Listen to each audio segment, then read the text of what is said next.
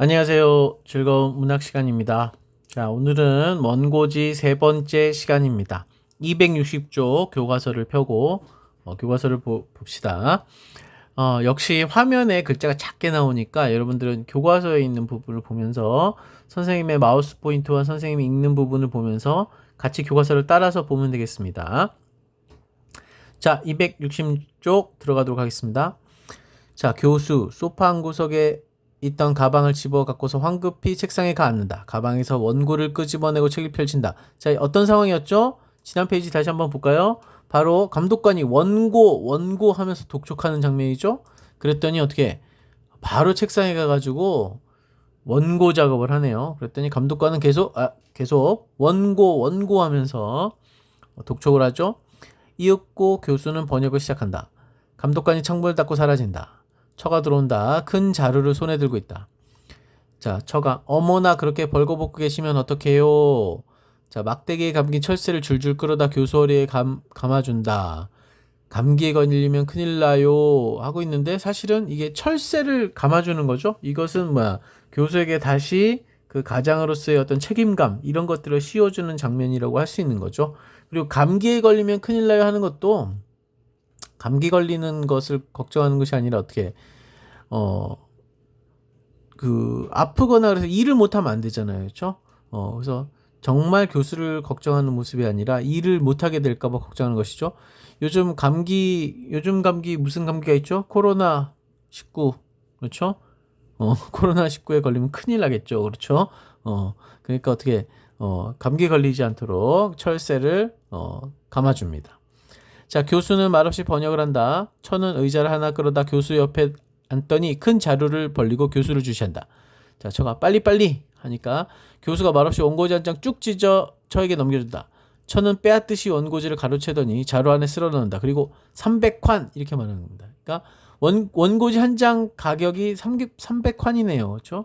그러니까 이 교수의 작업이 바로 돈으로 환산되는 그런 것을 아주 아주 직접적으로 보여주고 있는 거죠. 그렇죠? 자, 재빠르게 다음 페이지의 번역을 끝낸 교수가 다시 한 장을 찢어 처에게 넘긴다. 처는 같은 행동을 반복하며 600환, 이어 900환. 이제 가속이 붙네요. 그렇죠? 그래서 기계적으로 번역을 하고 그것을 받아서 바로 돈으로 환산하는 처의 모습이 나타납니다. 그러니까 그냥 노동 자체가 무조건 돈으로만 환산되는 그런 아주 비정한 현대인의 모습을 확인할 수가 있는 것이죠. 자, 플랫폼 방이 다시 밝아진다. 플랫폼 방은 누구 방이죠? 장남 장녀의 방이죠. 자, 달콤한 음악과 더불어 장남 장녀가 또 무엇을 먹으면서 거울 앞에 가더니 얼굴에 여드름을 짠다. 자, 여기는 안 나와 있지만 사실은 이 극에서 음악이 되게 중요한 역할을 하는데 이 원고지에서 음악은 상당히 밝은 그 음악들이 등장합니다. 근데 이게 아주 아이러니한 모습을 보여주는 거죠. 그 무대에서 펼쳐지는 장면들 상당히 비정한 장면들, 막 감독관이 재촉하고 막 전투적으로 번역을 하고 하는 장면인데 여기 막 밝고 화려한 음악들이 흘러나오거든요. 그래서 이런 것들이 아주 아이러니한 그런 느낌을 만들어주죠. 그래서 이런 달콤한 음악이나 밝은 음악이 종종 등장합니다. 이 작품의 특징 중에 하나입니다. 그 다음에 여기 보면 장남 장녀가 또 무엇을 먹으면서가 나오죠. 그러니까 우리가 보지 못한 부분에 무엇을 먹으면서가 또 있었겠죠. 그렇죠. 그래서 이 무엇을 먹으면서 거울 앞에 가더니 얼굴에 여드름을 짠다. 이거는 그냥 단순히 옆에서 그냥 먹다가 여러분 아무 생각 없이 하는 게 아니라 이 소비적인 행태에만 집중하는 자식들의 모습을 보여주고 있는 겁니다. 꼭 바로 뒤에 읽어볼까요? 옆방에서는 여전히 교수와 처가 결사적으로 일을 한다. 처의 요란스러운 샘소리가 3,000환을 훨씬 넘었다. 감독관이 다시 창가를 지나가며 기웃거리고 사라진다. 일하던 교수가 갑자기 붓을 놓고 쓰던 원고지를 보더니 슬그머니 미소를 짓는다. 이랬는데 보면 지금 이쪽에서는 막 전투적으로 3,000환이니까 순식간에 10장을 넘긴 거잖아요. 와 이렇게 일하는데 옆에서는 밝은 소리와 함께 애들이 막 처먹고 있는 거죠. 그리고 이제 거울 보고 외모 가꾸고 이러고 있는 겁니다. 사실은 선생님이 처먹고 있는다는 표현 상당히 과격한 거라고 생각할지 모르겠지만 이 앞에 나오는 먹는 장면의 지문에 처먹는다는 표현이 있습니다. 그러니까 그 장남과 장녀가 그냥 먹는 게 아니라 개걸스럽게 음식을 먹는 장면이 나오거든요. 그러니까 이 장남과 장녀는 정말 소비만을 위해서 존재하는 것 같은 그런 인물들이다라는 거, 여기서 그냥 먹고 그냥 외모만 가꾸는 게 아니라 그런 성향을 대표하는 존재들이다라는 것을 생각해야 됩니다. 자, 261쪽으로 넘어가서, 자, 지금 교수가 갑자기 미소 짓고 있죠, 이상하게. 그러니까 왜 그러세요? 그랬더니 참 신기한 일이야. 3천 원을 겨우 넘었을 뿐인데 무엇이 신기해요? 그러니까 역시 처의 관심은 오로지 돈이에요. 지금 교수 갑자기 씩 웃으면 사실은 이 사람 왜 이러지? 미쳤나? 이렇게 생각할 법한데 왜냐고 하면서 신기하다고 하니까 뭐가 신기하냐? 지금 겨우 3천 원밖에 못 넘었는데, 그러니까 모든 관심이 돈에만 가 있습니다. 자, 교수가 이 원고지 말이오. 다 200자 칸이 있는데 이 종이만은 190자 칸밖에 안 들었어. 10자 모자라. 어째서 그럴까? 원고지가 한결 크고 시원해 보이는군. 마음이 탁 트이는 것 같다. 이상한데 이상해. 자, 여기서 우연히 원고지를 계속 쓰고 있는데 원고지 한 장이 뭔가 인쇄가 잘못된 모양이에요. 그래가지고 10칸이 모자라는 걸 보면서 갑자기 교수는 이 순간 뭔가를 떠올리는 겁니다. 그러니까 이 200자 원고지가 이렇게 꽉 막혀 있는, 틀에 박혀 있는 그 반복되는 삶을 계속 하다가 어느 순간 뭔가 그 여유가 있는 걸 찾은 그런 부분을 찾게 된 거죠. 그러면서 바로 그 뒤에 판타지 장면이 등장하게 되는 겁니다. 자, 교수는 여전히 미소를 지으면서 전면을 바라본다. 이때 무대 전체가 어두워지고 스포트라이트가 교수만을 포착한다. 이 스포트라이트, 스팟라이트이죠. 무대의 한 부분이나 특정한 인물만을 밝게 비추는 조명기구이죠. 뭐 스포트라이트 많이 들어봤죠, 그렇죠? 근데 잠시 모든 것이 조용해지며 과거를 상기시키는 감상적인 음악이 고요히 흘러나온다. 어떻게 보면 이 스포트라이트라는 것은 연극에서 일종의 특수효과에 속하는 것이라고 볼 수 있겠습니다. 지금 교수가 갑자기 과거를 떠올리는 거거든요. 이게 영화나 드라마 같은 데서는 그냥 이제 화면이 바뀌는 것 이런 걸로 가능하겠지만 연극에서는 이게 힘든 거죠. 그렇죠? 그래서 때로는 아예 막을 내리거나 아니면 뭐 무대에 불을 끄고 장면을 바꿔서 과거의 상시로 넘어가는 경우도 있는데, 이렇게 지금 불을 꺼버리고 스포트라이트를 비춤으로써 회상 장면을 만드는 그런 이제 모습을 보여주는 거죠. 자, 그런데 여기 보니까 교수 전면에 또 하나의 스포트라이트가 투사됩니다. 스포트라이트가 하나가 더 나와요. 그러니까 화면에 지금 무대 스포트라이트가 2개인 거예요. 자, 천사가 역시 미소를 지으며 가벼운 발레를 추면서 들어온다. 교수는 천사를 물끄러미 바라본다. 그래서 지금 교수가 과거를 상기하는 그런 장면에서 천사가 등장하는 그런 장면인 거죠. 자, 이 스포트라이트. 자, 선생님이 검색을 해봤는데 화면에 스포트라이트들이 보이죠? 그렇죠? 스팟라이트. 그렇죠? 여기 보니까 이렇게 어떤 한 사람만을 요거 좋네요, 요거. 요 보니까 무대에 딱 어떤 특정 부분만 딱 비추는 거죠. 그렇죠? 이 스포트라이트를 부르는 다른 표현이 있는데, 우리 학교에 있는 스포트라이트가 여기 있더라고요. 이게 여기 있네요. 여기 보이죠? 요거. 예. 이게 우리 학교에 있는 스포트라이트 맞을 거예요, 아마. 그렇죠? 그런데 여기 지금 보이나요? 뭐라고 쓰냐면 롱핀이라는 표현이 있어요. 롱핀. 이 스포트라이트를 다른 말로 롱핀이라고 돼요. 말 그대로 긴 핀이란 뜻이죠. 자, 여기 보면 스포트라이트가 이렇게 동그란 그런 조명을 만들죠. 사실 요 뒷부분은 까맣게 되는 겁니다. 그러니까 여기 조명 안에만 비추는 거죠. 자, 그래서 여러분 이제 요런 빛들이 이렇게 요거 좋네요.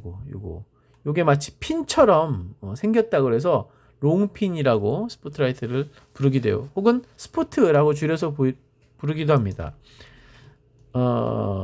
자, 여기 보니까 이게 국어사전이에요? 이건 영어사전이네. 국어사전이네. 자, 무대 특정한 부분이나 한 인물만을 특히 밝게 비추는 조명인데, 밑에 보니까 이런 의미들이 있네요. 연극에서 이런 거고, 약어는 스포트가 있고, 그 다음에 두 번째, 세상 사람들의 주목이나 관심을 비유적으로 이루는 말, 그죠? 이 연극에서의 스포트라이트를 가지고 사람들한테 주목을 받는다라고 할 때 스포트라이트를 받는다 이런 표현을 쓰는 거죠. 밑에 얘가 그녀는 요즘 매스컴의 스포트라이트를 한 몸에 받고 있는 잘 나가는 배우이다 이렇게 돼 있죠. 자, 그런데 여기 보면 참고 여기 약어는 스포트라고 스팟이라고 하죠. 그다음에 참고 각광이 있어요. 각광. 지금 클릭해 봤더니 각광은 뭐냐면 어떤 사람에 대한 많은 사람들의 관심이나 흥미, 인기. 그러니까 이게 스포트라이트와 비슷한 말이라고 볼 수 있는 거죠. 근데 이러면 이 각자가 다리 각자예요. 이게 뭐냐면 요 밑에 나와 있어요. 이번 연극에서 보니까 무대 앞쪽 아래 장치하여 배우를 비추는 강선. 비슷한 말이 풋라이트예요. 이 풋라이트를 번역한 게 각광이에요. 그 말 직역이죠. 풋 발이고 라이트 비치니까 그렇죠? 그래서 각광을 받는다라는 말이 사실은 연극 용어에서 나온 거고 얼마 전에 유퀴즈 온 더 블럭에도 이게 퀴즈로 이게 나왔더라고요. 각광이라는 단어가 이게 상식적으로 이런 표현 여러분 알아두면 좋겠습니다. 자, 다시 본문으로 가볼까요? 자, 아무튼 이렇게 스포트라이트가 무대 두 개가 떠 있습니다. 교수와 천사를 비치는 거죠. 자, 교수가 말합니다. 자, 대사 잘 보세요. 한참 있다. 오라 생각이 나는 것 같다. 그래, 바로 그거. 지금 천사를 보고 너는 그거다. 이렇게 말하는 거죠. 그때 천사가 나를 완전히 잊은 줄 알았어요. 말했죠. 그랬더니 자, 교수에 대해서 보십시오. 일어서며 분명 그래. 아직 잊질 않았어. 나의 희망, 나의 정열의 옛 모습이야. 자, 지금 선생님이 지난 시간에 그 희곡의 대사의 특성 얘기한 적 있죠? 이게 너무 함축적이거나 이러면은 관객들이 못 알아듣는다는 거죠. 그래서 아주 노골적입니다. 교수가 천사를 보면서 말한 거예요. 뭐라고? 나의 희망, 나의 정열의 옛 모습이라고 명시적으로 분명히 말한 거예요. 천사 이꼬르 뭐다? 나의 희망, 나의 정열의 옛 모습인 겁니다. 그러니까 천사는 뭐 외부적인 존재나 이런 게 아니에요. 내 안에 있는 희망과 정열의 모습이에요. 과거의 나의 모습인 거예요. 딱 정해졌어요. 딴 거 아니에요. 그랬더니 천사가 쥐꼬리만한 기억이 아직 남아있군요. 그렇죠? 교수가 언제 어떻게 돼서 당신과 헤어졌는지 모르겠습니다. 나에게도 불타는 듯한 정열이 있었어요. 그게 바로 천사죠, 지금. 그래요, 생각이 납니다. 밤을 새워가며 아름다움을 노래하고 진리를 위해 온 생애를 바치겠노라고 떠들던 때. 꿈 같은 시절이었습니다. 당신은 왜 나를 버렸어요? 이게 사실은 교수가 천사한테 당신 왜 나를 버렸어요? 라고 말했지만 실제는 어떻게 해? 교수가 스스로 버린 거죠. 그렇죠? 자신의 과거의 희망과 정열을 누가 버렸나요? 누가 가져갔나요? 훔쳐갔나요? 아니죠. 교수가 버린 겁니다. 옛날에는 꿈과 희망이 있었는데 지금 어떻게 해? 그 꿈과 희망은 어디론지 다 사라져버리고 기계적인 그런 돈만 버는 그런 모습으로 살아가고 있는 것이죠. 그렇죠? 지금 말은 당신은 나를 왜 버렸어요? 라고 했지만 자신의 과거의 모습이 지금 눈앞에 형상화되어 있기 때문에 대화하는 것처럼 보이지만 사실은 스스로에게 던지는 질문이죠. 난 왜 그걸 버렸을까? 라고 하는 겁니다. 그랬더니 천사가 당신이 나를 떠났지요. 당신을 돕고 싶습니다. 그러나 이미 늦었어요. 나한테 되돌아오기는 너무 늦었어요. 이것도 결국은 천사의 말임과 동시에 교수의 스스로의 판단인 것이죠. 정말 그때로 돌아가고 싶지만 이미 늦었어. 이렇게 생각하는 거죠. 자, 교수가 내 꿈을 도로 찾아주십시오. 생각할 힘을 주시오. 요즘은 사고를 할 수가 없습니다. 그러니까 이제 생각할 힘이 없잖아요. 그렇죠? 자기는 좀 8시에 종을 치면 이게 아침인지 저녁인지 밥을 먹었는지 안 먹었는지 이런 것도 판단이 안 되고 그냥 기계적으로 일만 하고 그렇죠? 그러니까 정말 이게 생각할 힘이 필요하다. 사실은 돌아갈 수 없는 이유는 바로 이거 생각할 힘이 없기 때문일 거예요. 그렇죠? 자기를 정말 되돌아보고 자기를 판단하고 냉정하게 평가하고 이럴 수 있는 힘이 있다면 뭐 어떻게 꿈과 희망을 그렇게 쉽게 잃어버리겠습니까? 자, 그랬더니 천사가 말합니다. 사고할 필요가 없어요. 이미 사고가 난 걸요. 아재 개그? 그렇죠. 우리가 이런 것은 동음이의어라고 하죠. 음은 똑같지만 뜻이 다른 거죠. 앞은 생각한다는 뜻이고 이 뒤에는 뭔가 문제가 생긴 거죠. 그래서 결국 뭐야? 사고할 필요가 없어요. 이미 사고가 난 걸로는 뭐야? 더 이상 과거로 돌아갈 수 없다는 것을 상징적으로 말하는 장면이죠. 자, 그때 교수가 이 함정에서 뛰어나가고 싶습니다. 근데 천사가 점점 사라지죠. 천사가 사라지는 거 어떻게 표현할까요? 스포트라이트 광량을 점점 줄이면 되겠죠. 그러다가 어떻게 스포트라이트 광량이 완전 없어지고 암호로 변하겠죠. 자, 가지 마시오. 내 희망, 내 정열은 어떻게 되는 거요? 꿈을 주십시오. 내 꿈 하고 절규하겠죠. 이때는 절규합니다. 페이지 넘어가 보면 아유, 페이지를 넘어가자마자 사파에 감독관이 보이네요. 무시무시한 감독관이. 자, 꿈을 잃은 교수는 맥없이 전면을 바라보며 앉아있다. 어둠 속에서 창을 여는 소리가 나며 감독관이 얼굴을 나타낸다. 그러니까 특이한 게 감독관과 천사 둘 다 판타지인데 비현실적인 존재고 어떻게 보면 선생님 교수의 둘 다 내면에 있는 그런 모습이라고 얘기했어요. 물론 감독관은 교수에게만 있는 것이 아니라 뒤에 보면 처에게도 나타나기 때문에 이 나타나는 등장 방식을 다르긴 했지만 아무튼 천사는 스포트라이트를 통해서 등장했다면 감독관은 창문을 열고 더 능동적이고 적극적으로 등장하네요. 게다가 여기 회초리까지 때리니까 이 감독관은 심지어 물리적인 힘까지 갖고 있어요. 그러니까 어떻게 천사보다는 감독관의 힘이 훨씬 더 센 거죠. 그렇죠? 이미 이 교수와 그의 가족들은 이 현대의 기계적인 굴레 안에 갇혀버린 겁니다. 이 힘에서 빠져나올 수가 없는 거예요. 자, 꿈을 이룬 교수는 이제 가버렸어요. 완전히. 맥없이 전면을 바라보며 앉았다. 어둠 속에서 창을 여는 소리가 나며 감독관이 얼굴을 나타낸다. 감독관이 원고는 언제 쓰는 거야? 했더니 이 소리에 교수는 비로소 정신을 차리고 다시 비참한 표정으로 번역을 계속한다. 그러니까 잠시 꿈을 꾸듯이 천사를 만났다가 다시 현실로 돌아와서 비참한 표정을 짓는 겁니다. 이러는 사이에 무대 전체가 암흑화된다. 잠시 후 새소리 다구는 소리와 더불어 무대 전체가 밝아진다. 자, 이것은 이제 시간이 지났음을 의미하는 것이죠. 그리고 이제 장면이 바뀌는 거죠. 자, 아침이다. 교수는 책상에 머리를 박은 채 자고 있다. 그러니까 그 앞에서는 어떻게 기계적으로 일하다가 이제 그 다음날 아침이 돼서 시간이 흘러간 겁니다. 플랫폼 방에서는 장남이 반나체가 되어 아령을 쥐고 운동하고 있다. 몸짱 운동을 하고 있네요. 장녀가 아침 신문을 들고 응접실로 들어온다. 자, 지금 플랫폼 방에서는 장남이 몸 만들기를 하고 있는데 장녀가 아침 신문을 들고 이 응접실로 넘어오는 그런 장면이네요.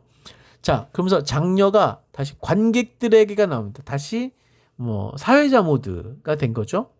자, 근데 여기서 사실은 이 갑자기 장녀가 그 사회자 모드로 돌변하는 데는 이유가 있어요.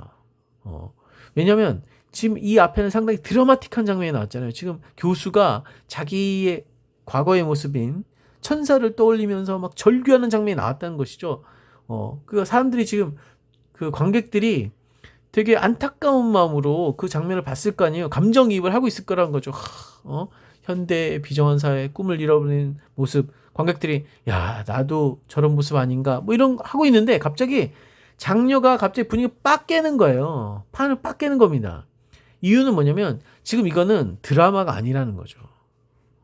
드라마가 아니고 그래서 이제 서사극이라는 말을 선생님 첫 시간에 얘기했는데 그러니까 관객들로 하여금 야, 너희들은 이걸 보면서 이 스토리에 빠져들지 말고 이게 어떤 상황인지 한번 판단을 하라고 생각을 해봐. 이게 뭘 풍자하고 뭘 비판하는 것인지를 생각해 보라고 지금 깨워주는 거예요. 지금 당신들은 드라마를 보고 있는 게 아니다. 그 역할을 지금 장녀가 하고 있는 겁니다. 자, 뭐라고 하는지 볼까요? 벌써 아침이 됐습니다. 자고 있는 교수를 가리키며 아버지는 연구하시다 가끔 그대로 책상에 주무신답니다.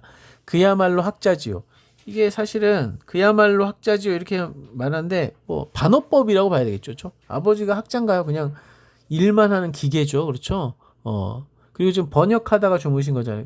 이것은 약간 그 냉소적인 표현이기도 하거든요.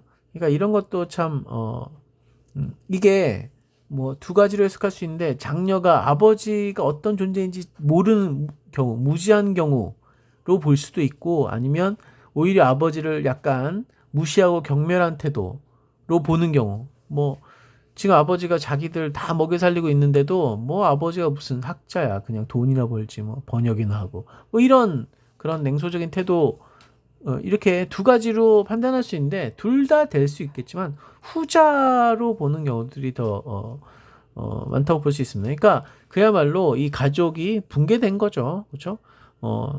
이 자녀들은 어떻게 그 부모가 자기를 위해서 희생하고 이런 것들을 깨닫지 못하고 오히려 비판하고 무시하고 그런 모습을 보여주는 그런 장면이라고 할 수 있겠습니다. 자, 그 다음에 뭐라고 하죠? 여러분 아침에 어머니가 먼저 안 나오시고 제가 이 방에 대신 왔다는 점을 이상하게 생각하실는지 모르겠습니다. 어머니는 아침 일찍이 아버지 원고를 가지고 출판사로 달려갔으니 이렇게 제가 대신 왔습니다. 아시겠죠? 아버지가 밤늦도록 수고하시니 저도 아버지를 위해 한 가지 좋은 일을 해드리고 있습니다. 아침마다 아버지께 신문을 읽어드립니다. 그러니까 이게 반복되는 거죠. 어머니는 뭐야? 아버지 원고를 가지고 아침 일찍 달려가고 아버지는 그러다가 잠에서 깨고. 자, 교수를 깨운다. 아버지, 교수 눈을 비비며 머리를 든다. 아버지 아침 신문 와서 읽어드리겠어요. 그래 읽어다오. 자, 신문 내용은 뻔하죠? 선생님이 다시 언급 안 해도 맨 첫 부분과 똑같은 반복되는 그런 부분이겠죠? 그렇죠? 그랬더니 교수가 하룻밤 사이에 참 신기한 사건도 많아라. 역시 교수도 지금 교수가 신문 읽었을 때 처의 반응과 똑같네요. 그렇죠? 근데 이제 이거는 교수가 뭐 장녀의 말에 귀를 안 기울였다거나 장녀의 말을 이해 못했다기보다는 뭐야 사고가 난 거죠. 그야말로 네, 사고할 필요가 없죠. 사고가 난 거죠. 그러니까 지금 어떻게 보면은 이것을 어떻게 생각할 힘을 잃어버린 거예요. 교수는. 그래서 이런 것들을 판단할 수 있는 판단력이 없어진 겁니다. 그래서 보니까 하룻밤 사이에 참 신기한 사건도 많아라. 그다음에 세상이 그렇게 변해서 어디 살 수 있겠니? 하고 해서 자기가 어제 아침에 읽었던 신문이랑 똑같은 내용인데 이게 그것을 기억하지 못하고 세상이 또 많이 변했다라고 얘기하고 있어요. 그러니까 판단력이 사라진 거죠. 그렇죠? 사고할 힘이, 생각할 힘이 사라진 겁니다. 자, 너 왼쪽 손에 들고 있는 종이는 뭐냐? 이거요? 자, 페이지 넘깁니다. 영자 신문을 교수에게 준다. 아, 교수한테 보성 파인스를 줬네요. 그렇죠? 교수는 밖에 무섭게 기계적으로 번역한다. 뭘 번역을 하세요? 이 영어를 우리말로 고치는 거야. 그대로 번역을 한다. 아버지도 참 그거 오늘 아침 영어 신문이에요. 교수 신문을 보더니 그렇군 난 영어길래 곧 번역하려고 했지. 자, 그러니까 요 장면인 거죠. 지금 장녀가 읽어준 신문 내용도 잘 이해 못하고 생각할 힘이 없어졌는데 단지 어떻게 무조건 영어만 보면 번역을 하려는 아주 그 기계적인 모습. 뭐 거의 이 정도면 이 반동이죠, 반동. 바로 툭 치면 툭 튀어나오는 그런 수준이라고 볼 수 있겠습니다. 자, 그 순간 시계가 8번을 친다. 교수는 무엇에 놀란 듯 황급히 일어나 가방을 들고 소파 쪽으로 가 철쇠를 바꿔맨다. 벌써 8시야. 빨리 가야지, 빨리 가야지. 이번엔 분명 아침 8시겠지? 오늘이 무슨 요일이더라?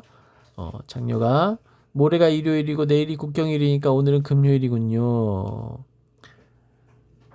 자, 교수 퇴장, 장남 등장. 장남과 장녀는 소파에 앉아 고약한 세리처럼 처의 귀가를 기다린다. 이제 세리라는 표현은 잘 안 쓰죠, 이제는. 그러니까 세리는 오른쪽 아래에 주에 나와 있는 것처럼 요즘 말로 하면 뭐 국세청 직원 이라고 볼 수 있는데 이 고약한 세리라는 표현이 있잖아요. 그렇죠?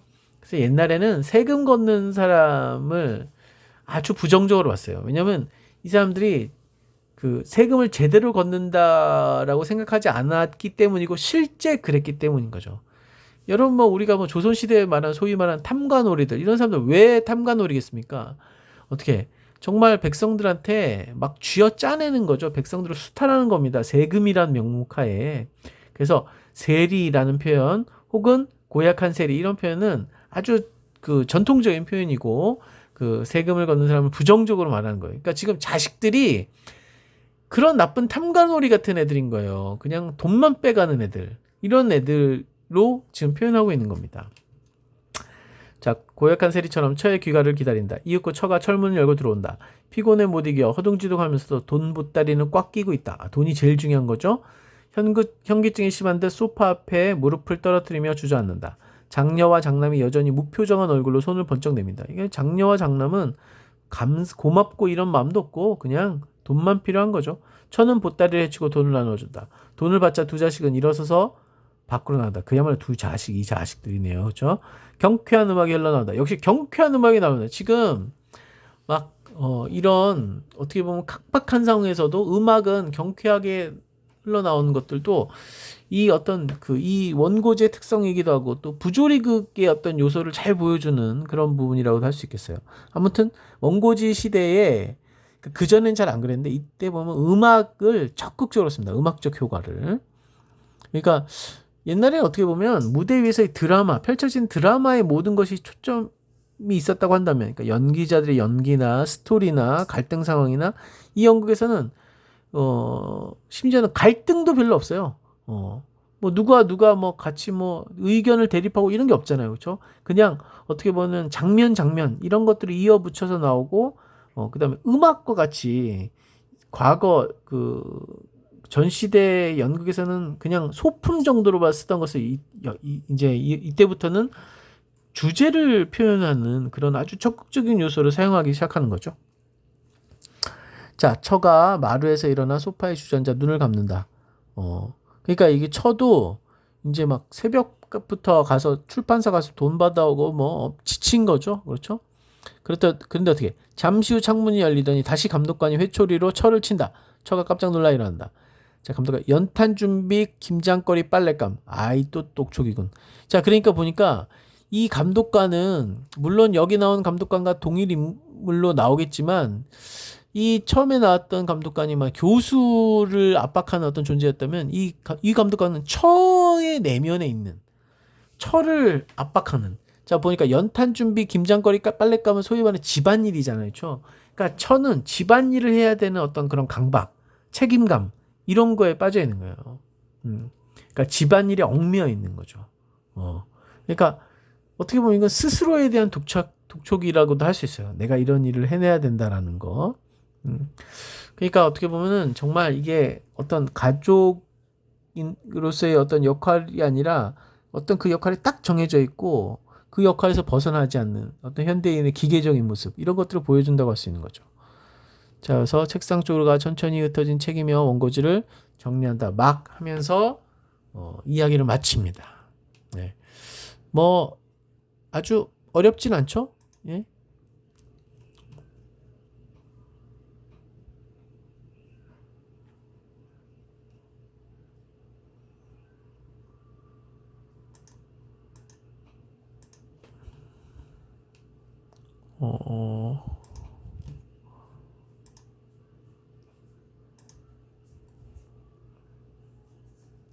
자, 그러면 여기서 마치도록 하겠습니다. 다음 시간에는 이제 이것을 어떻게 무대를 구성할 때 어떻게 해야 되는지와 이 극이 갖는 어떤 시대적인 중요성 이런 것들을 살펴보도록 하겠습니다. 수고했습니다.